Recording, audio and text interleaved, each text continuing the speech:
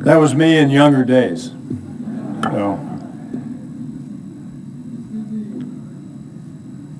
All right, so thanks for that nice introduction. Namaste, and thanks to all of you, especially the ORF who put this forum together. So I'm deeply honored to return to this important venue to discuss ways to make this region a more prosperous and secure part of the world.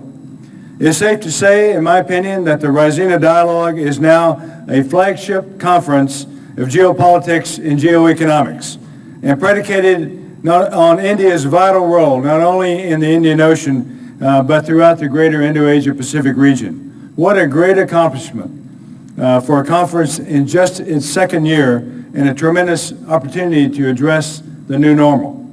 So let me say this about the new normal.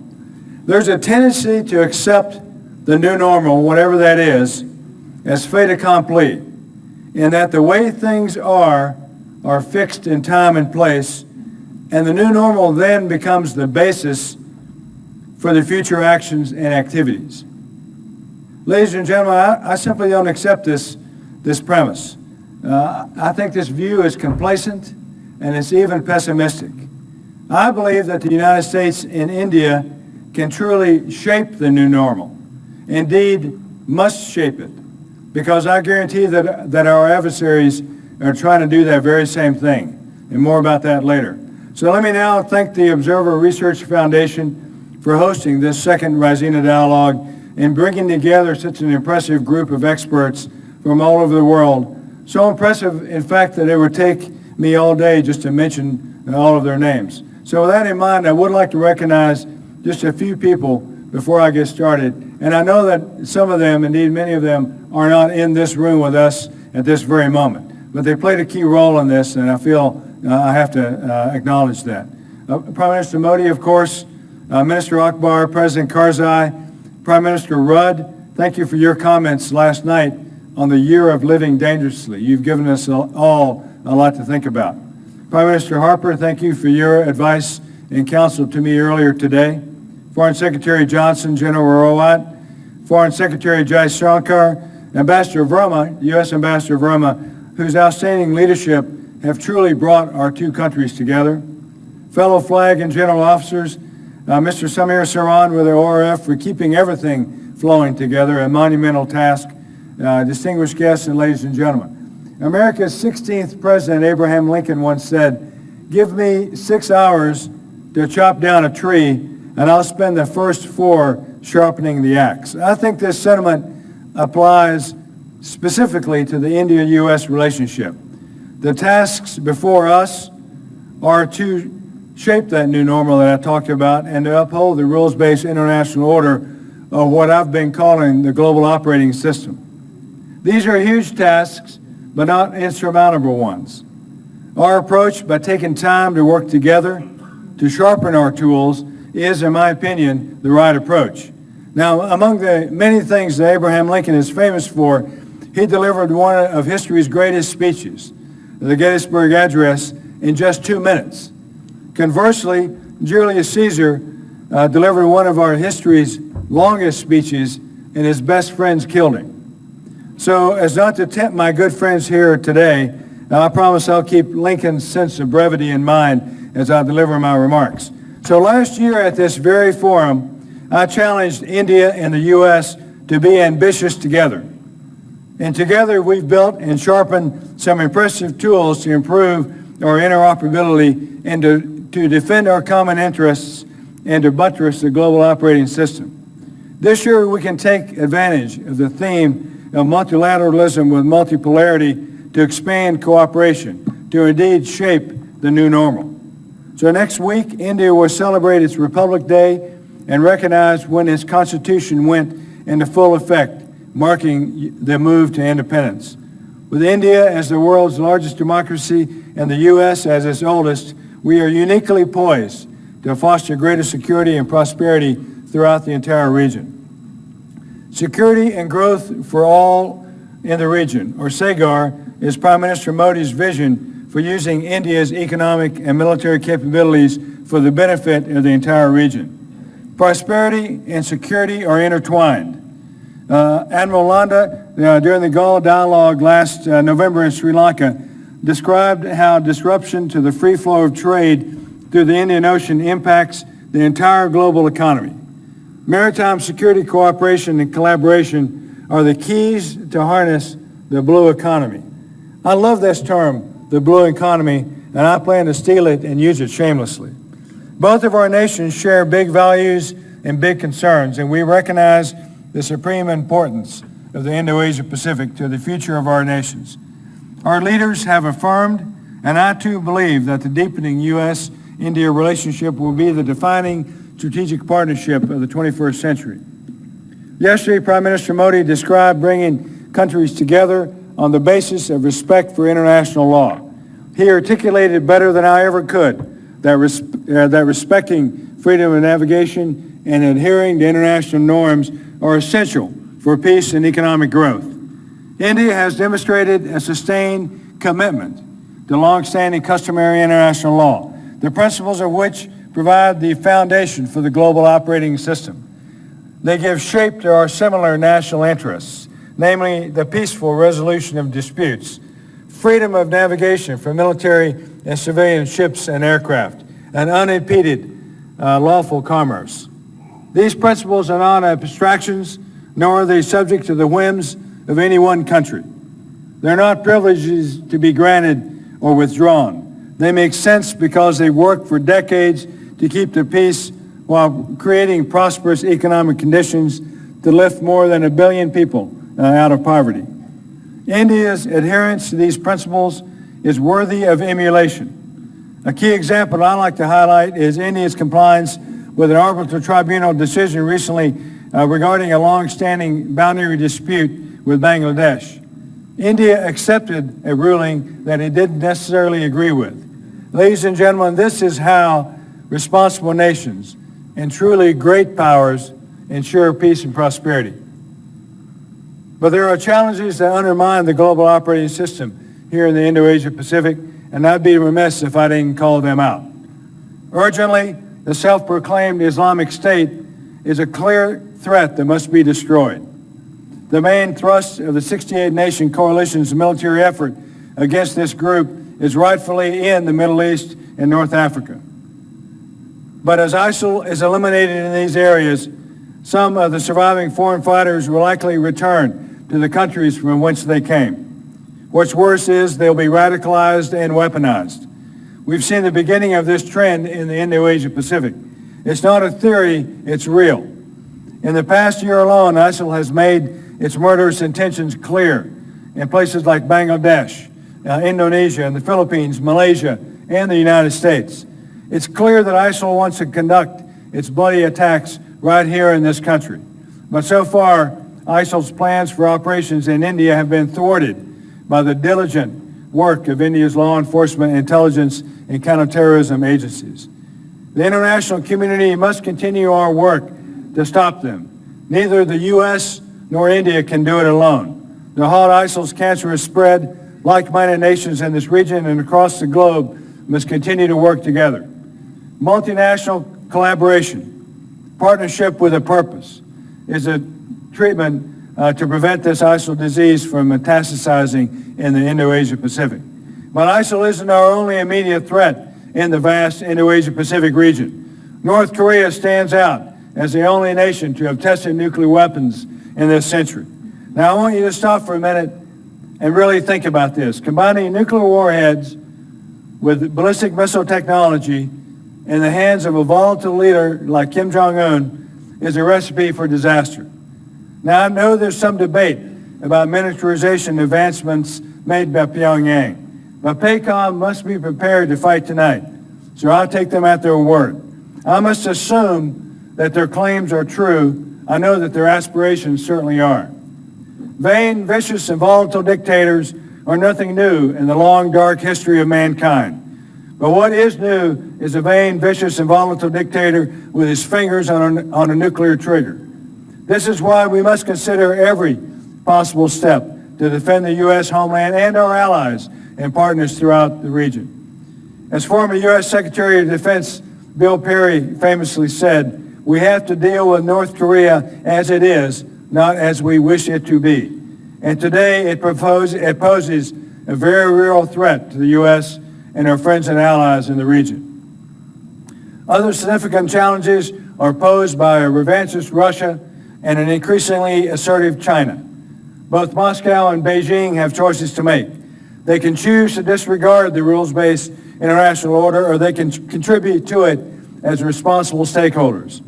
The U.S. obviously prefers that they choose to act responsibly. No one, including me, wants conflict.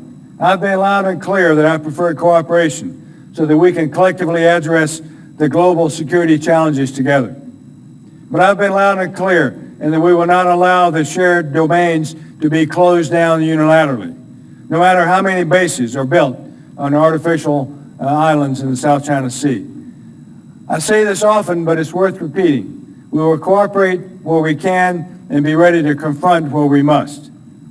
There are those who question the motives for this increasingly cooperative relationship between the U.S. and India. They say that it's to balance against and contain China. That's simply not true, in my opinion. Our relationship stands on its own merits.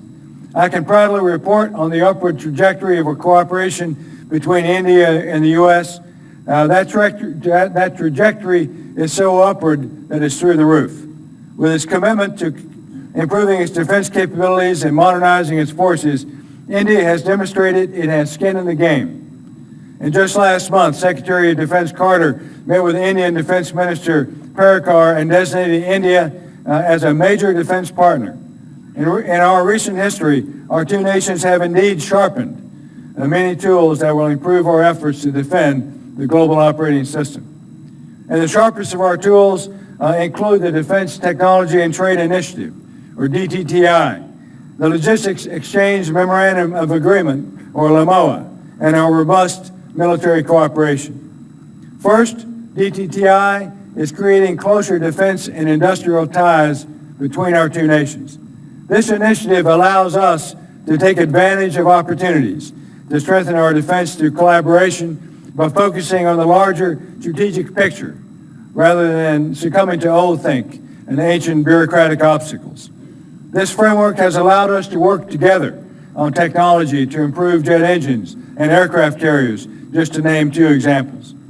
The LEMOA allows both nations, India and the U.S., to assist each other in ways such as replenishment and refueling, especially for disaster response, whether in this region or elsewhere. This agreement provides us flexibility to increase our operational endurance and operational reach. Both of these things are requirements in dealing effectively with the challenges that exist in our world, from the critical challenges that I've already mentioned to responding to national disasters to the day-to-day work of maintaining maritime security.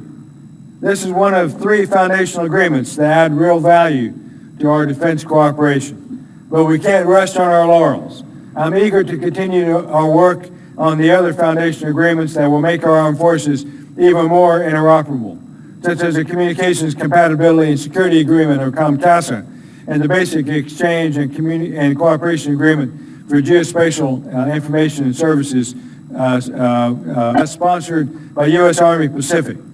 Our two countries take turns hosting this valuable training. Last September, about 250 soldiers from India and about 250 soldiers from the U.S. worked together at Chabadia Military Station in Randiket, India.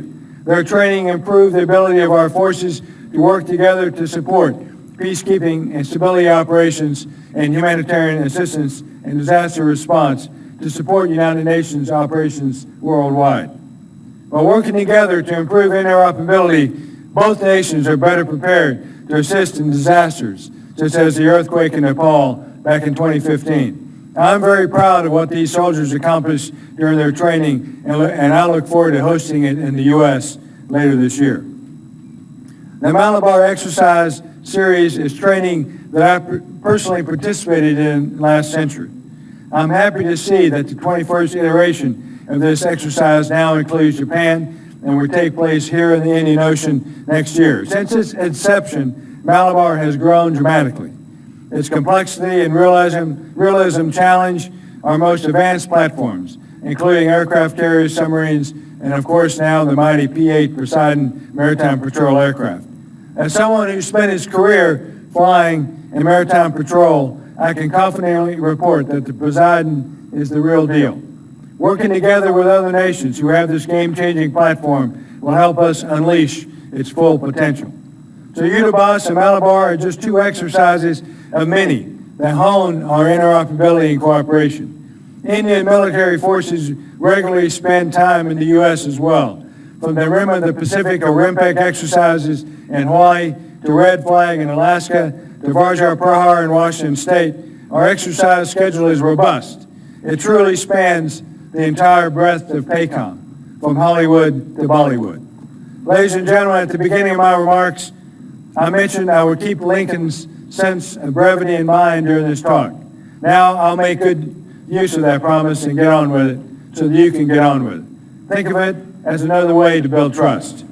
I prefer, as much as I'd always like to sharpen our proverbial axe faster because we never know when events will force us to use it, I truly like what I see. And I see two mature stakeholders working hard to uphold the global operating system, to grow prosperity and increase security throughout the Indo-Asia Pacific. As our cooperation deepens and as our interoperability improves, our tools will become razor sharp and our shared challenges more manageable. So I've covered a lot of ground in my remarks. As our world becomes increasingly interconnected, we must continue to strive to maintain security. The sensible way is to stand together with those nations who stand for our shared principles, those who play by the rules of the global operating system. No challenge would be too great for this sort of cooperation. So thank you very much. I'm standing up here to take a few questions if you have them. Thank you, Admiral. We have 3 questions for you and all from our Raisina Young Fellows, part of our Young Leaders Program. The first is from Garima Mohan. Garima? Yeah. Thank you, Admiral Harris. I'm here. Where? Where's your hand? Near the main door. Okay, great. Thank you. Okay. Thank you for the interesting talks. Always very good to hear you speak. I had a couple of questions. I'd like to focus particularly on the Indian Ocean region. Could you elaborate on the shared challenges that you see the US and India facing, particularly in the Indian Ocean region and areas where you'd like to collaborate with India in the region further? And the second question is, given India's hesitation to enter any formal military alliance, beyond the military exercises you spoke about, the joint exercises for interoperability, do you see the scope of a greater engagement, military engagement with India at some point? Yeah, I think those are great questions, and thank you for them. I'll take the first one and kind of expand on what I talked about in the remarks I just gave. I think that we have shared challenges in the Indian Ocean, and we can get at them together. And India and the United States and other like-minded countries in the region, Australia comes to mind, for example, and others. Those challenges include the terrorism piece that I talked about and all of that and everything that goes with it. But one of the challenges that are unique to this region is the challenge of maritime security in this great waterway that we call the Indian Ocean. All of the trade and dynamism inherent on the oceans, I think, are represented here in the Indian Ocean. All the choke points, not all of them, but most of the key choke points frame the Indian Ocean, right? So you've got the Suez and the Strait of Bab el-Mandeb and Hormuz up in the northwest part of it. You've got Malacca, the Strait of Malacca to the opposite side in the southwest part of it. The Cape around South Africa, and all of those waterways, and the great channel that runs across the middle of it, across the southern tip of India in Sri Lanka and the Maldives. So these are vital waterways, and I think they're being pressurized. You know, we saw them pressurized in the last decade in the North Arabian Sea with the piracy that was ongoing there off the Horn of Africa. And it took an international coalition, a coalition of the willing to go after that problem set, and we succeeded. We succeeded together. We saw an increase in piracy in the Strait of Malacca region, and Singapore and Indonesia and Malaysia together acted to clean that up. And now we're seeing some sea crime activity further east in the Celebes and Sulu Seas, and we're helping the countries there get at that problem. So I think the threat in the region, the big challenge in the region is the threat to maritime freedom of navigation and the threat to maritime security. And it's something that we all have an interest in. India has a vested interest in it.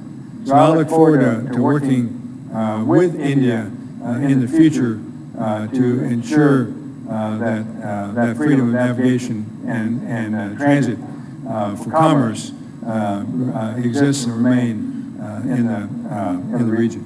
On the second question, on alliances and stuff, I view India as a strategic partner.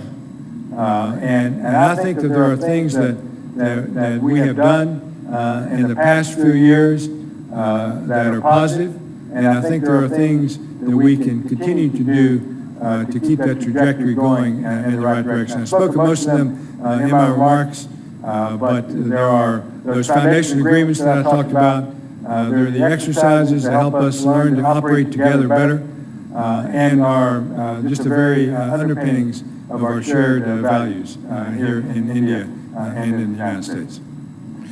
Thank you, Admiral. The second question is from another young fellow, Raisina young fellow, Prerna Mukherjee.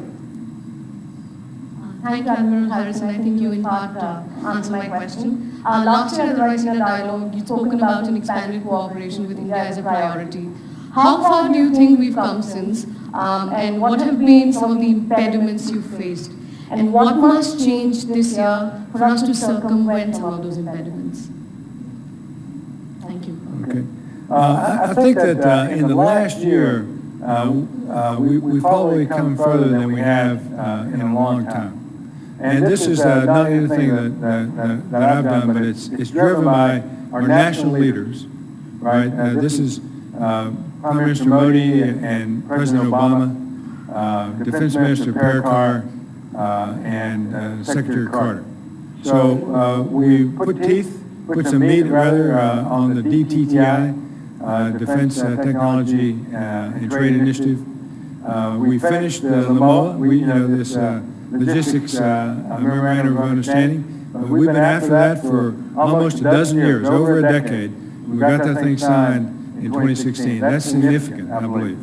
If you look at where we have come, just in the last 15 years, just in this century, 15 years ago, we went from having very little interaction with each other in the military space to now the U.S. and India have the greatest number of exercises with each other when compared to any other countries in the world.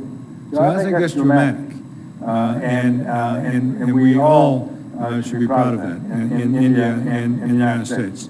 I think there are some areas of frustration, and those are basically bureaucracy, history, and trust. And we have to overcome those, and I think the way to overcome them are with persistency,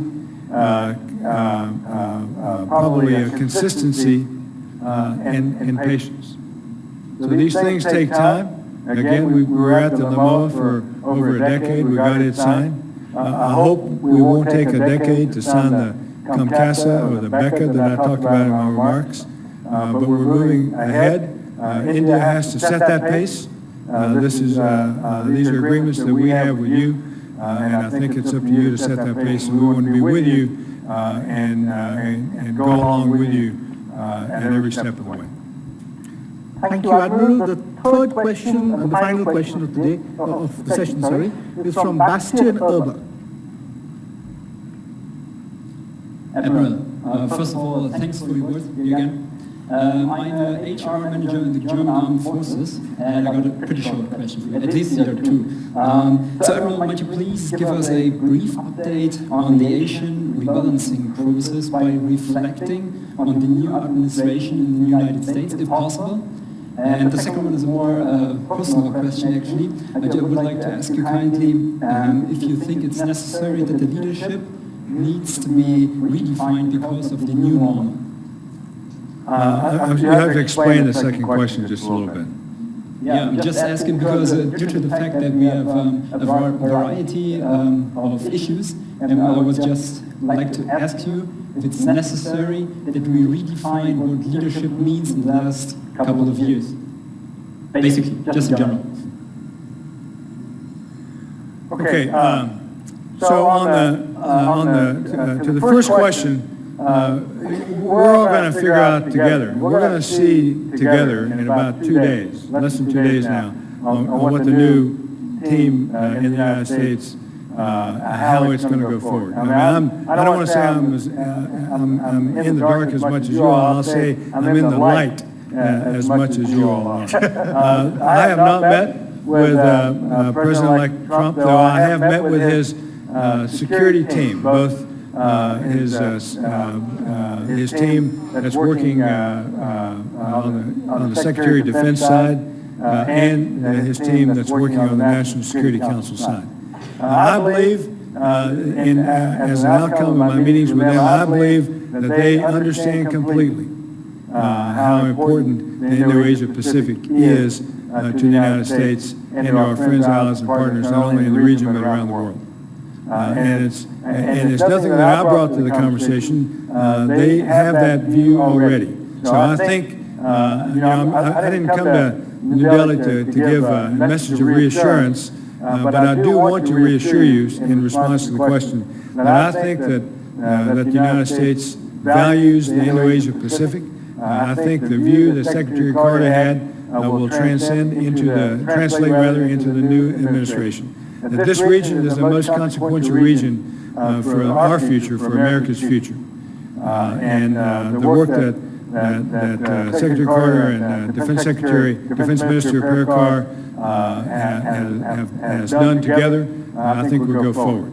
So I'm excited about that. Ambassador Verma has done an unbelievably terrific job in moving our relationship, our international relationship closer together. I don't know who the new ambassador will be, but I think that he or she will continue the work that Ambassador Verma has laid down.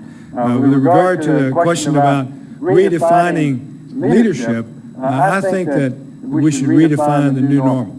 And as I spoke about in my remarks, I think we have the opportunity to shape the new normal, and we should seize that opportunity.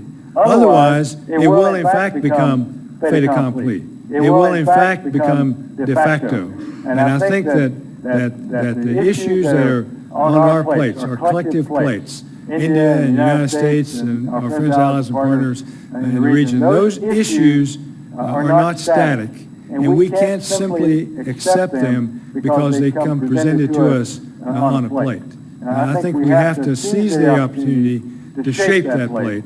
And I think that if past is prologue, certainly if the past year is prologue, then I think we've come a long way in doing that very well. One of our flagship publications is the ORF Defense Primer. The latest edition, the 2017 edition, which seeks to catalyze, capture, and complement the enormous structural and technological changes taking place in the Indian military, has just been published. So I'd like to invite my colleague Prashant Das, who is co-editor of the ORF Defense Primer 2017, to present the first copy to Admiral Harris and have Admiral Harris release it. Thank you so much.